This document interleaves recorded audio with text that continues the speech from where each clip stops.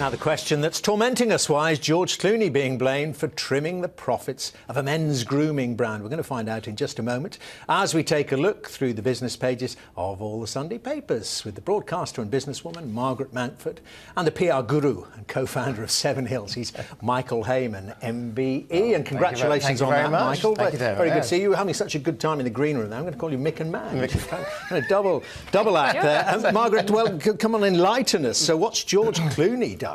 Well, apparently he grew a beard, and so a lot of other people thought they would too, including Paxman. Whether he was trying to emulate Clooney, we don't know. But this has affected sales of razors worldwide, and there's actually a large article further inside the Telegraph, not just this little front page bit, with Will King, who's the king of shaves, and he's developed this new razor, which apparently is supposed to glide effortlessly across the stubble, presumably taking the stubble with it, based on catheter technology. Actually, it's supposed to be. Well, we won't go into that. Didn't know that. No, we don't want to go into that. But we wondered whether you were going to set a trend. Yes, I've had the dabble. Well, I've done the dabble with the holiday beard, but I don't really think it kind of. It's too grey. Well, mind you, Paxman got away with it. But I mean, has it had a serious effect? I mean, are we seeing? Or is it just one of those rather silly stories, or has that had a real serious effect on the bottom line?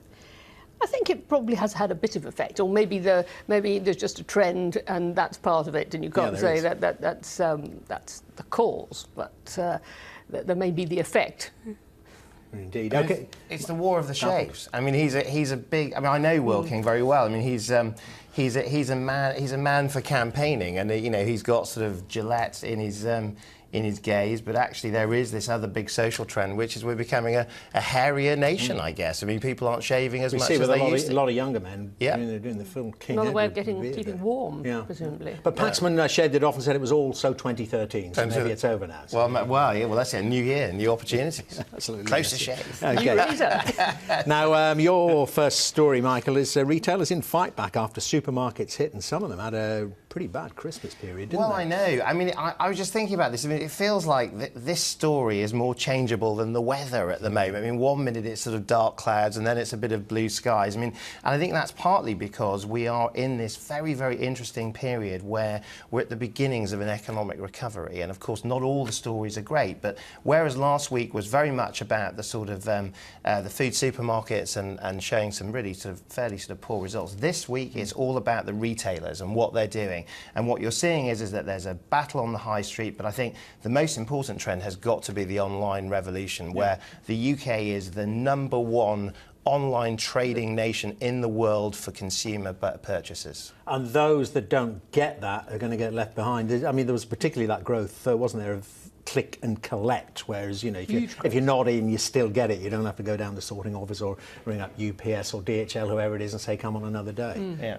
Huge growth in that, and it makes you wonder what's going to happen to all these enormous out-of-town hypermarkets, because if people are going to just want a warehouse to go and pick up something they've ordered online, and maybe the high street will start to come back as we get smaller retailers with fresh produce that people still want to go and buy themselves, and all the big stuff will get ordered online. Never not interesting, all these retailing trends. Margaret, you've got this story about the Americans, another British brand taking a big bite of Hovis. Another really old British brand. I mean, 125 years of bread making. I wondered if it was that old. I know the advertising tries to make out. Well, so it must be true. It was invented by some kind of key marketing man like him about 30 years ago. Well, it certainly was in the 70s, and that's practically 125 years ago, isn't it? It's ancient history. But it's a bit of a shame if you think that another old-style, long-standing British brand is going to America. And this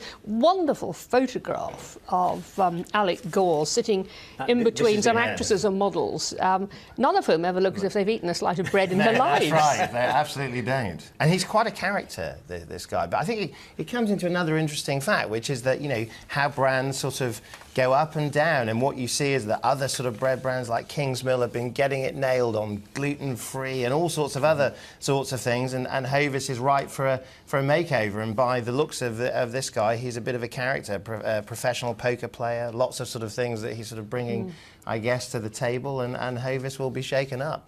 Long way to go from those ads where they were yes, up the hills and down the dale. Cobble streets on a very heavy steel bike. Michael, you got this story, I mean, it's much discussed, of course, about wages, and of course wages been lagging inflation for a long time. Even a Treasury Conservative thinks the minimum wage could go up. Yeah, I think in many ways this is the story of the weekend, which is the Low Pay Commission are about to go into 3 days of purdah where they're going to consider whether the sort of living wage needs to rise and whether companies... this is minimum wage because the minimum wage is statutory. That's right, they're conflated. They're conflated into two things. But the minimum wage, you're right, the minimum wage, which currently stands at about £6.31, I think it is whether it goes up. And what you have is probably some level of consensus in business that it's ripe for change, but certainly not a consensus that it could go up to some of the sort of levels that some of the politicians are talking about.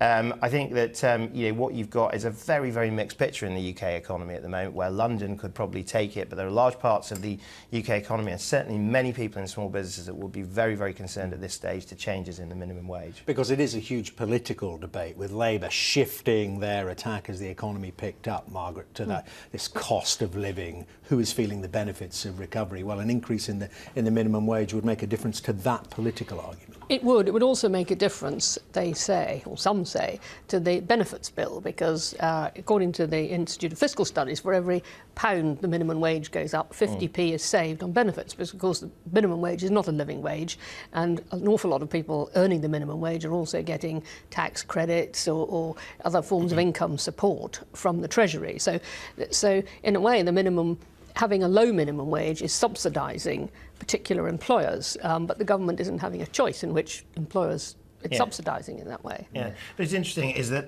in a way it's also a fairly healthy debate, because I think it shows that business is going beyond just the survival point, and actually some of these social social cost debates come on in terms of what is acceptable, and I think that there is some acknowledgement that this is probably a needle that needs to be pushed a little bit up. OK, and on that note, we'll end it. Thank you very much indeed, Michael, Margaret, Mick and Madge. Very good to see you. Thank you very much indeed for taking us through the business page of the Sunday papers there.